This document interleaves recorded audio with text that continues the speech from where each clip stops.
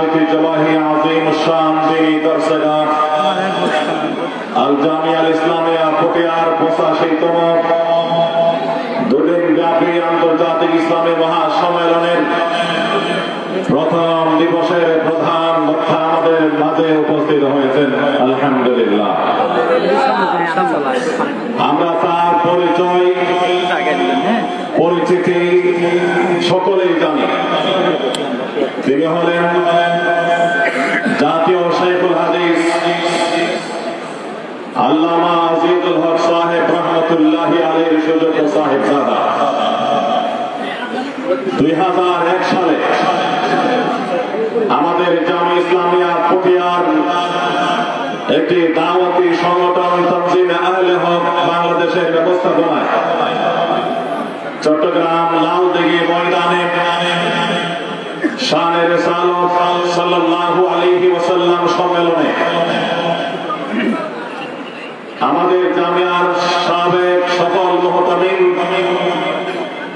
আল্লামা হারুন ইসলামাবাদী সাহেব রহমতুল্লাহি আলাইহির উপস্থিতিতে মঞ্চে জামিয়ার আরেক সফল সাবেক মুহতামিম শাইখুল হাদিস আল্লামা আব্দুল হালিম বুখারী সাহেব হুজুর রহমতুল্লাহি আলাইহি বাংলাদেশের 3 জন বিখ্যাত আলেমকে 3টি খেতাব এবং লকব দিয়েছিলেন। আমাদের শানে রিসালাত সম্মেলন থেকে শাইখুল হাদিস আল্লামা আজিজুল হক সাহেব রহমতুল্লাহি আলাইহিকে খেতাব দিয়েছিলেন জাতীয় শাইখুল হাদিস।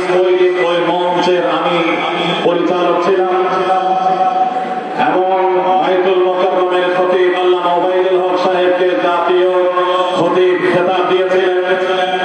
মাওলানা মহিউদ্দিন খান সাহেব রহমতুল্লাহি আলাইহিকে জাতীয় সাহিত্যিক খেতাব দিয়েছিলেন। আমরা আজকে জামি ইসলামিয়া পটিয়ার এই সালানা জলসায় লাখো জনতার সামনে জাতীয় শাইখুল হাদিস আল্লামা আজিজুল হক সাহেব রহমতুল্লাহি আলাইহির সুযোগ্য সাহেবজাদা আল্লামা মামুনুল হককে জাতীয় বীর খেতাব দিচ্ছি।